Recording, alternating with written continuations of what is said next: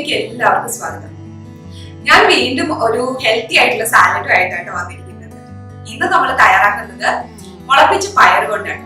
അപ്പൊ ഇതിനു മുന്നേ ഞാൻ 2 വീഡിയോ ഇട്ടിട്ടുണ്ടായിരുന്നു. പയർ എങ്ങനെയാണ് മുളപ്പിച്ചെടുക്കുന്നതെന്നും അതുപോലെ തന്നെ മുളപ്പിച്ച പയർ കൊണ്ട് തോരനും. അപ്പൊ ആദ്യം നിങ്ങൾ ആ 2 വീഡിയോ ഒന്ന് കണ്ടു നോക്കേണ്ട, എന്നാലേ അതിന്റെ കണ്ടിന്യൂസ് ആയിട്ടുള്ള ഒരു പ്രോസസ് എന്താണെന്ന് മനസ്സിലാവുള്ളൂ. ഓക്കെ, അപ്പൊ നമുക്ക് നോക്കാം ഇതിലേക്ക് വേണ്ടിയിട്ടുള്ള ഇൻഗ്രീഡിയൻസ് എന്താണെന്നും അതുപോലെ തന്നെ ഇത് എങ്ങനെയാണ് വേഗത്തിൽ തയ്യാറാക്കി എടുക്കുന്നത്.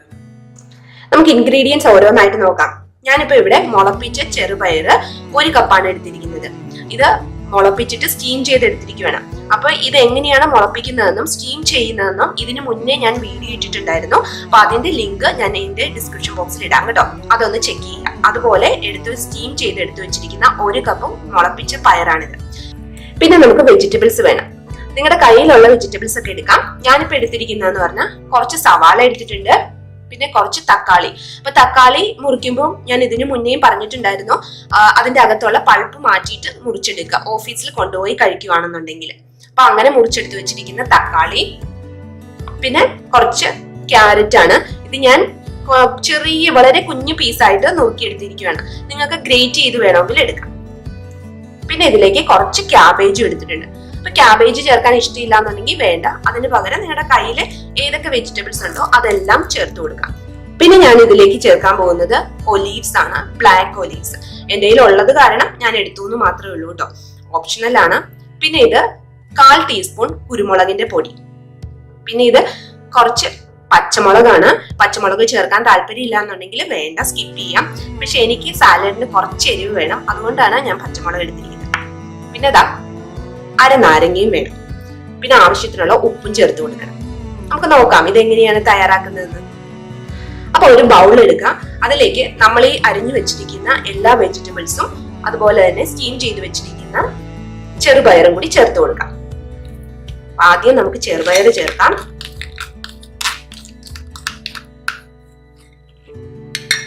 പിന്നെ ഇതിലേക്ക് സവാള,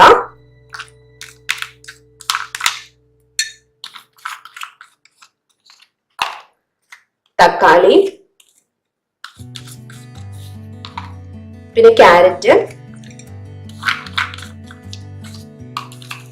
പിന്നെ കുറച്ച് ക്യാബേജ്. പിന്നെ ഇതിലേക്ക് പച്ചമുളക് ചേർത്ത് കൊടുക്കാം. അതുപോലെ തന്നെ കുരുമുളകിന്റെ പൊടിയും ചേർത്ത് കൊടുക്കാം. ഇനി നമുക്ക് ആവശ്യത്തിനുള്ള ഉപ്പും കൂടി ചേർക്കാം. വളരെ കുറച്ച് മതി കേട്ടോ.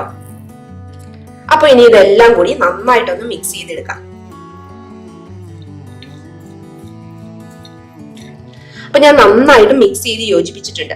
ഇനിയിപ്പോ നിങ്ങൾ ഓഫീസിൽ കൊണ്ടുപോയിട്ടാണ് കഴിക്കണമെന്നുണ്ടെങ്കിൽ നാരങ്ങ ഇതുപോലെ തന്നെ കൊണ്ടുപോവുക.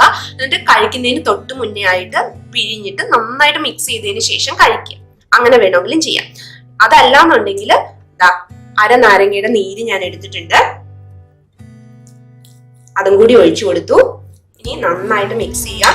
നമുക്ക് ഗാർണിഷ് ചെയ്യാൻ വേണ്ടിയിട്ട് ഒലീവ്സും കൂടി ഇട്ട് കൊടുക്കാം. ഇത്രയേ ഉള്ളൂ. അങ്ങനെ നമ്മുടെ ഹെൽത്തി ആയിട്ടുള്ള മുളപ്പിച്ച പയർ കൊണ്ടുള്ള സാലഡ് റെഡി ആയിട്ടുണ്ട്. ടേസ്റ്റ് ചെയ്ത് നോക്കട്ടെ കേട്ടോ.